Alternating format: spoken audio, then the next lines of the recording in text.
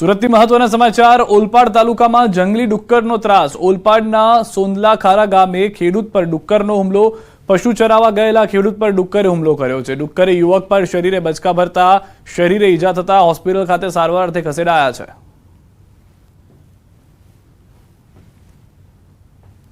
એ ડુક્કરનો ત્રાસ એટલો બધો વધી ગયેલો છે કે રાતના ખેતર જવું હોય તો બી તકલીફ પડે એવું છે। એકલા તો ખેતર જવાતું જ નથી હવે। એટલે ડુક્કર માટે કોઈ સરકાર પગલાં લે, એના માટે પગલાં કોઈ લે સૂચિત તો સારું, નક્કી તો ખેતી કરવી અઘરી છે। તો સુરતમાં આદમખોર દીપડાનો પણ આતંક છે। ખેતરમાં કામ કરતા મજૂર પર કર્યો હતો હુમલો। બારડોલીના ઉતારા ધામડોદ સીમની ઘટના છે। દીપડાના હુમલાથી લોકોમાં ભયનો માહોલ છે। આંબાવાડીમાં કામ કરતા મજૂર પર દીપડાના હુમલાથી સ્થાનિક લોકોમાં ફફડાટ જોવા મળ્યો। લોકોએ કહ્યું કે અગાઉ પણ આવી ઘટના બની હતી, ત્યારે ફરી દીપડાના હુમલાથી વન વિભાગ સતર્ક થઈ ગયું છે।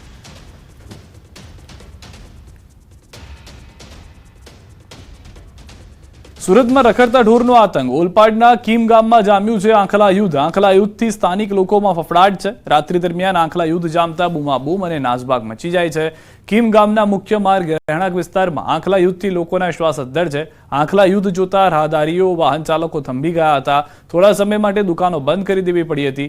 લોકટોળાઓએ આંખલાઓએ લાકડાઓના સપાતા મારી અને છૂટા પાડી દીધા હતા। રહેણાંક વિસ્તારથી દૂર ભગાડ્યા હતા। ત્યારે લોકોએ કહ્યું કે કીમ ગામમાં અવારનવાર જોવા મળે છે આંખલા યુદ્ધ। રખડતા ઢોર, ડુક્કર, શ્વાન, આંખલાઓનો ત્રાસ વધતો જાય છે।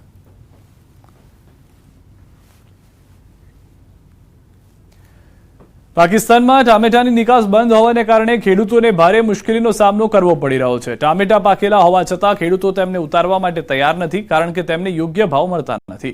હાલ ટામેટાના ભાવ માત્ર ₹2 કિલો સુધી પહોંચી ગયા છે। મહેસાણાના કડીના ખાખરિયા ટપ્પા વિસ્તારમાં 20થી વધુ ગામડાઓમાં ઉગાડવામાં આવ્યા છે ટામેટા, અને આ ટામેટા સમગ્ર ભારતમાં વિતરિત થાય છે।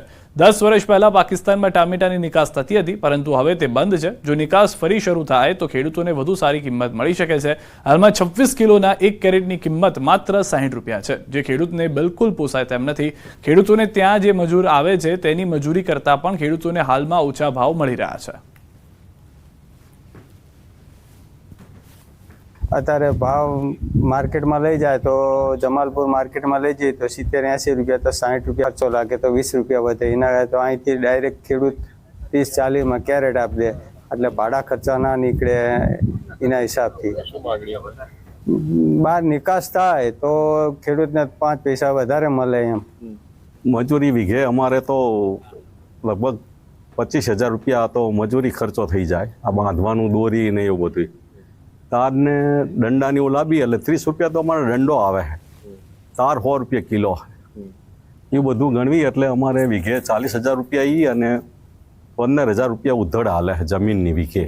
અમે જે વેણીને ઘરે લાવીએ અને જે ખર્ચો થાય એના કરતાં નીચા ભાવમાં માગે છે। ભાવ મળતા નથી પૂરા અને ખર્ચો વધી જાય છે, એટલે વેણવાનું બંધ કરી દીધું છે। અત્યારે ટામેટાનો શું ભાવ હશે? અત્યારે 20થી 30 રૂપિયા માગે છે। સૌરાષ્ટ્રનું અગ્રીમ ગણાતું ગોંડલ માર્કેટિંગ ઘઉં અને ચણાની આવકથી ઉભરાયું છે। યાર્ડમાં ઘઉં અને ચણાની સિઝનની રેકોર્ડ બ્રેક આવક નોંધાઈ હતી। યાર્ડમાં ઘઉંના 1.25 લાખ કટ્ટાની તથા ચણાની 70થી 80,000 કટ્ટાની આવક થવા પામી હતી। યાર્ડ બહાર 1600થી વધુ વાહનોની નોંધણી થવા પામી હતી। હરાજીમાં ઘઉંના 20 કિલોના ભાવ ₹470થી 650 સુધીના બોલાઈ રહ્યા હતા, જ્યારે દેશી ચણાના 20 કિલોના ભાવ ₹900થી 1050 સુધીનો બોલાયો હતો। યાર્ડના સત્તાધીશો દ્વારા ઘઉં અને ચણાની આવકને લઈને અન્ય જાહેરાત ન કરવામાં આવે ત્યાં સુધી આવક સદંતર બંધ કરવામાં આવી છે। સમગ્ર સૌરાષ્ટ્રભરમાંથી ખેડૂતો પોતાની જણસી વેચવા માટે ગોંડલ માર્કેટિંગ યાર્ડમાં આવતા હોય છે। આજે આવક ચાલુ કરતા ઘઉંની આવક 1 લાખથી 1.25 લાખ જેવા કટ્ટા ઘઉંની આવક થઈ છે। સાથોસાથ ચણા પણ, એમાં સફેદ ચણા, દેશી ચણા બંને મેળવી 70થી 85,000 ગુણી ચણા પણ આવેલ છે। એટલે આખું માર્કેટિંગ યાર્ડ અત્યારે ફૂલ ભરાઈ ગયું છે। આવક ચાલુ છે, સાથોસાથ વેચાણ પણ ચાલુ છે। એટલે આગામી દિવસોમાં બધાનો સેલ થઈ જવાનો છે। પરંતુ માર્ચ એન્ડિંગની તારીખ 26 થી 31 સુધીની રજા આવતી હોય દરેક ખેડૂત મિત્રોને નમ્ર વિનંતી કે નવી જાહેરાત આપણા પોર્ટલ દ્વારા ન થાય ત્યાં સુધી ઘઉં અને ચણા અત્યારે લઈને આવવા નહીં, એવી તમને બધાને વિનંતી કરવામાં આવે છે।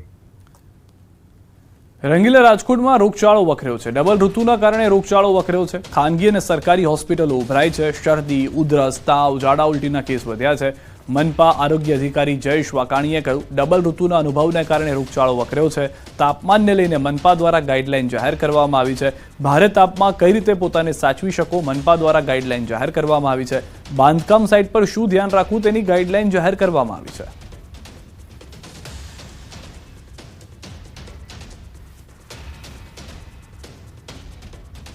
કલાકારોના સન્માન વિવાદ પર બોલ્યા શંકર ચૌધરી. કલાકારોને અન્યાય મુદ્દે ગૃહમાં અધ્યક્ષનો જવાબ. પિક્ચરના કલાકારોને બોલાવવાના બાકી. પિક્ચરના કલાકારોમાં તેમને પણ બોલાવીશું. અમિત ચાવડાએ ગૃહમાં ઉઠાવ્યો હતો મુદ્દો. અમિત ચાવડાને અટકાવી અધ્યક્ષે જવાબ આપ્યો.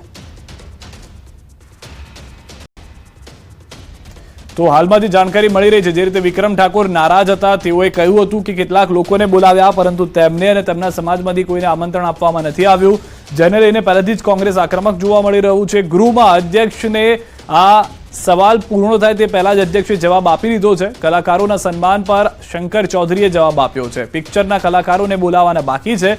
પિક્ચરના કલાકારોને પણ બોલાવીશું. અમિત ચાવડાએ ગૃહમાં જે સવાલ ઉઠાવ્યો હતો તેમને અટકાવીને અધ્યક્ષે આ જવાબ આપી દીધો છે. કલાકારો જે અત્યારના આવ્યા હતા તે પિક્ચરના કલાકારો ન હોવાની સ્પષ્ટતા પણ થઈ ચૂકી છે.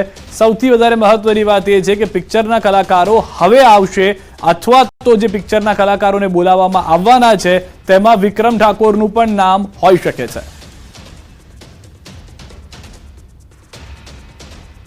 સમાચાર